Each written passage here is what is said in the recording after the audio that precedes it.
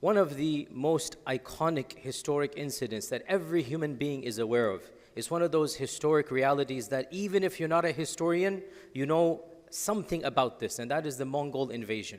A lot of people don't realize that actually Genghis Khan was very familiar with Islam.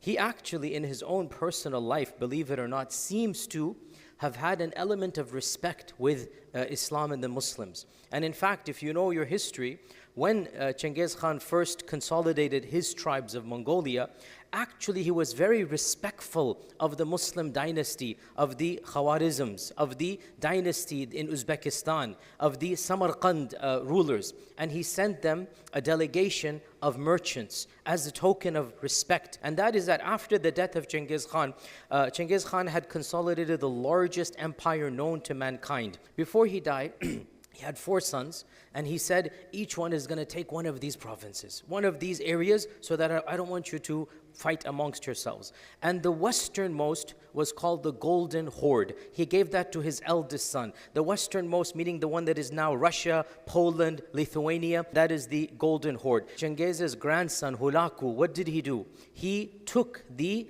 command of his grandfather and he went towards the Muslim lands and he invaded Baghdad. He laid siege to Baghdad. He raped and pillaged Baghdad. He destroyed the Abbasid Empire, and Hulagu Khan continued onwards all the way. His forces continued, because that was the province that was for the Muslims. He continued onwards until he had decimated the entire lands of Islam, until he reached all the way to Egypt. Can you imagine, from Mongolia making all the way to Egypt, until the Mamluks stood up and in the battle of Ain Jalut delivered the first blow against the Mongol Empire. Now, a lot of people stop their history here. Think about it. How can one small battle in Egypt stop the Mongols? And today we're going to mention one seminal factor that Allah used to save the Muslim lands. Because if Allah had willed, this would have been the end of Darul Islam. But Allah will protect the Ummah. The leader of the Golden Horde, his name was Berke Khan. Berke Khan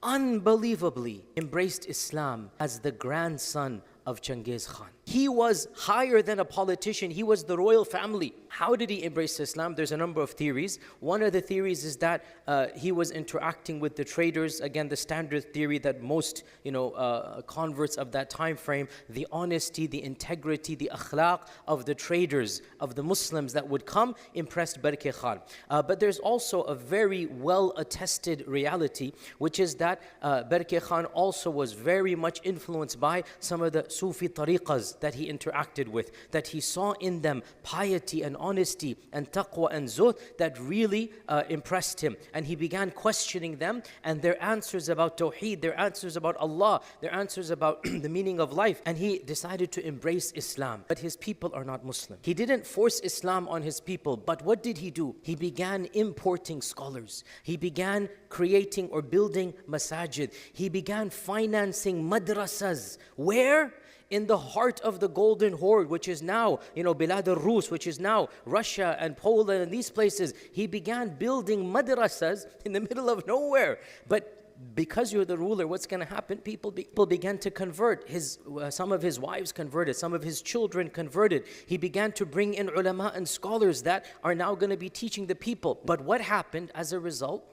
The Golden Horde became the first of all of the kingdoms of the Mongolian Empire to convert to Islam. And then after that, the second and the third followed suit. Out of the 4 kingdoms, out of the 4 called El-Khanats, out of the 4 provinces, eventually 3 of them became Muslim. The Mongols had a system of Sharia called the Yasa, right? When Berke embraced Islam, he abolished the Yasa. Subhanallah, what an irony here, that when his cousin invaded Baghdad, he had already embraced Islam, but his journey to Islam took a while. You can imagine, it's not going to be one day. He was already a Muslim, and his cousin Hulagu has surrounded Baghdad. When he hears that Hulagu is attacking Baghdad, it actually increases his iman. He becomes enraged as a Muslim. I will have to answer to Allah for what he is doing. Like he felt a responsibility that my family member is doing this. Berke Khan sent ambassadors and emissaries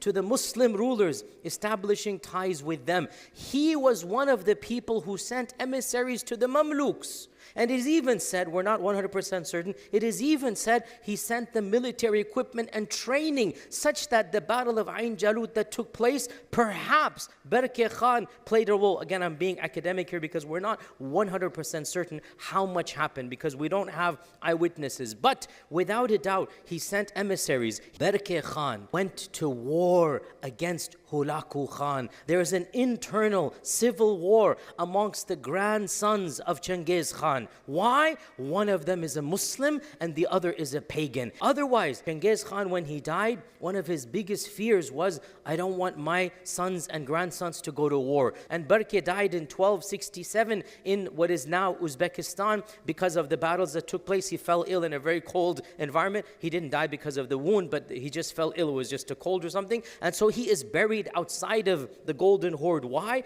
Because he was busy fighting his own cousin Hulagu because of the one had invaded Baghdad and the other one has to avenge that death. Why are there Tatars, in Russia, in Poland? Where do you know in Poland, which is a Catholic Christian country, there is the second largest group of faith is Muslims. Poland has a good percentage of Muslims.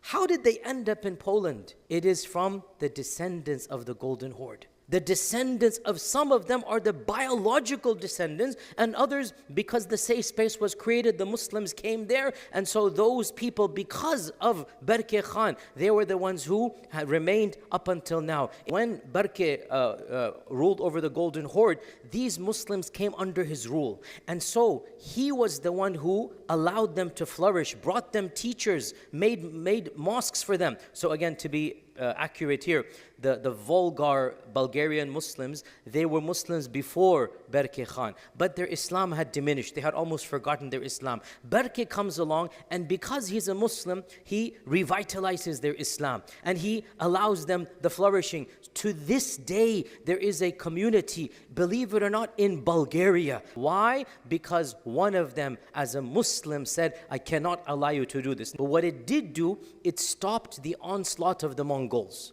Because now they're battling amongst themselves, so now they're no longer fighting outside. And then with the death of Berke, and then even Hulagu died after this, so then it kind of impeded the progress, but it opened the door for Islam. And as I said, after a while, eventually, the other two, the Ilkhanids and the Chat guys. So you have the Golden Horde, the Ilkhans, and the Chat guys. Three of them also embraced Islam, and then their descendants began to influence many other dynasties. You're all aware, Timur Lane and the rise of the Timurids, obviously the Mughals of India as well, right? These are all dynasties that are, some of them are biological, and others are taking the spirit of that, Golden Horde and the Islamic identity coming straight from them and then resurrecting it. Much of the architecture, much of the language, much of the culture that we associate with Timur Lane and his dynasty, with the Mughals, and of course the word Mughal itself comes from Mongol. Literally, the people, Babur was a biological descendant,